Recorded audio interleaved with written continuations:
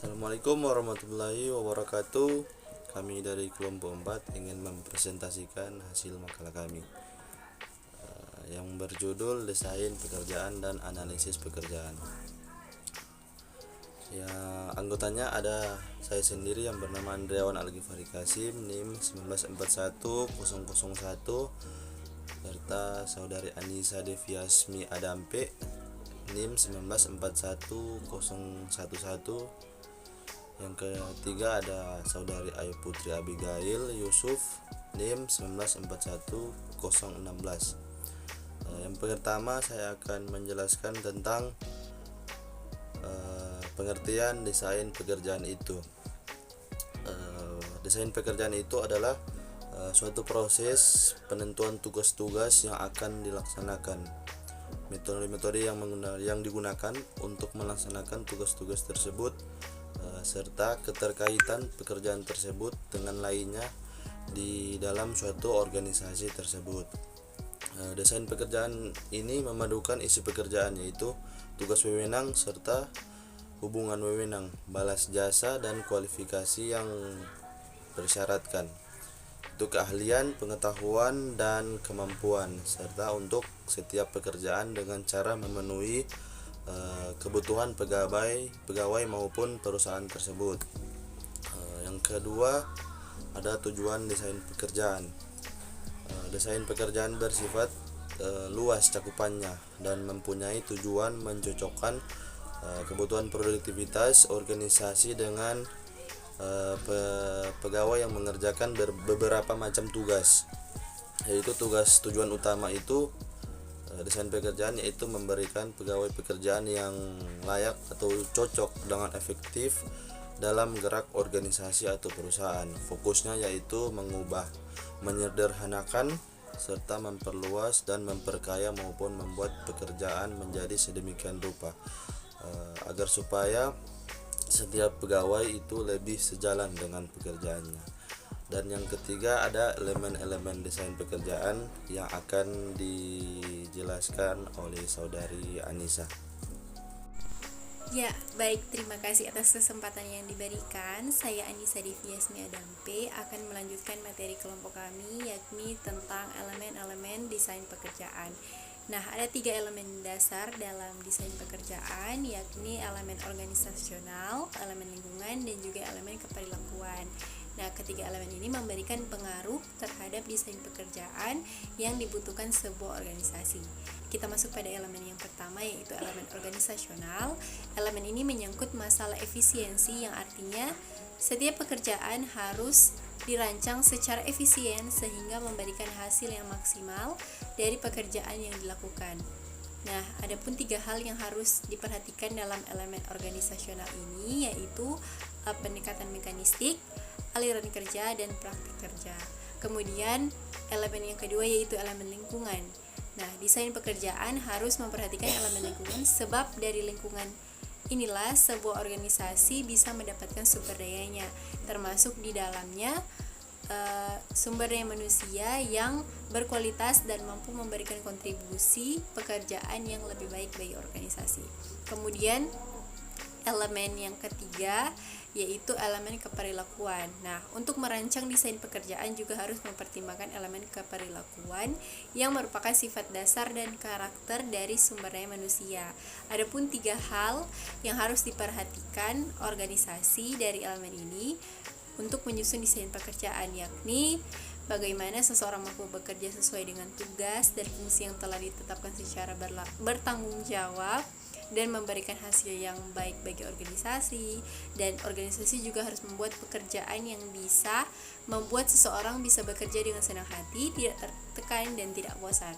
Kemudian yang ketiga yaitu bagaimana membuat sebuah pekerjaan itu menjadi kebanggaan bagi pekerja sehingga mereka bisa lebih baik, merasa lebih baik, dan itu berdampak bagi hasil pekerjaannya. Selanjutnya kita masuk pada analisis pekerjaan, yakni pengertian analisis pekerjaan itu sendiri. Nah, analisis pekerjaan terbagi atas dua kata, yaitu analisis dan pekerjaan. Sasro Hardiwiyo dan B. Siswanto mengartikan bahwa analisis merupakan aktivitas berpikir untuk menjabarkan pokok persoalan menjadi bagian, komponen atau unsur, serta kemungkinan keterkaitan fungsinya. Sedangkan pekerjaan adalah sekumpulan tugas dan tanggung jawab yang akan, sedang, dan telah dikerjakan oleh tenaga kerja dalam kurun waktu tertentu.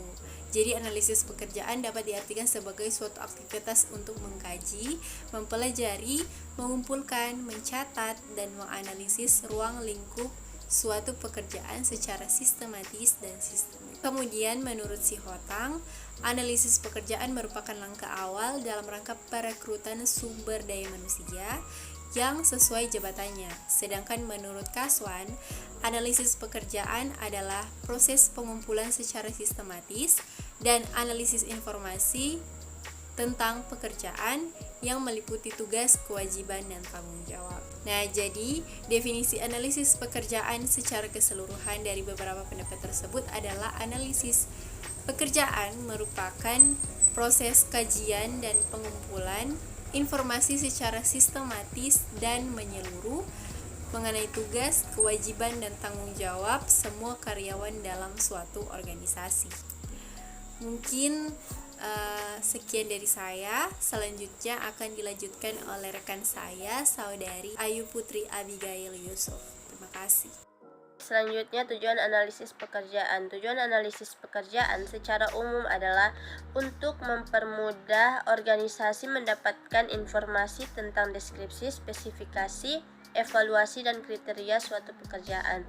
Adapun tujuan analisis pekerjaan yaitu yang pertama job description, yang dimana untuk mengidentifikasikan pekerjaan, riwayat pekerjaan, kewajiban pekerjaan, dan pertanggungjawaban pekerjaan. Yang kedua, job classification, yang dimana untuk menyusun pekerjaan dalam beberapa klasifikasi.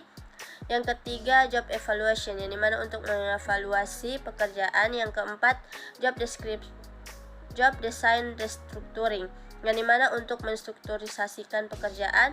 Yang kelima, personal requirement atau specification, yang dimana untuk menyusun syarat atau spesifikasi pekerjaan. Yang keenam, performance appraisal, yang dimana untuk penilaian kinerja. Yang ketujuh, working training, yang dimana untuk pelatihan.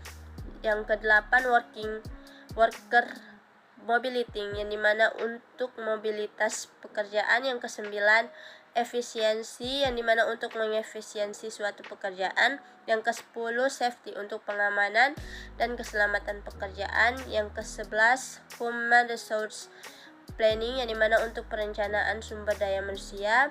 Yang ke-12, legal requirements, yang dimana untuk mempermudah penerapan aturan-aturan atau ketentuan-ketentuan dalam organisasi. Berikutnya, jenis-jenis analisis pekerjaan. Menurut Gomez, terdapat dua jenis analisis pekerjaan, yang dimana yang pertama yaitu analisis pekerjaan tradisional. Analisis pekerjaan tradisional hanya mencari informasi sekitar tiga aspek saja, yaitu yang pertama tanggung jawab, yang kedua kewajiban-kewajiban umum, yang ketiga kualifikasi minimal yang diterima sebagai kelayakan. Yang kedua, analisis pekerjaan berorientasi hasil, di mana analisis pekerjaan ini berasumsi bahwa uraian pekerjaan akan menjadi lebih bermanfaat jika uraian pekerjaan tersebut memperjelas harapan-harapan organisasi kepada para kinerja dan keterkaitan antara tugas-tugas, standar-standar kecakapan-kecakapan, dan kualifikasi minimal.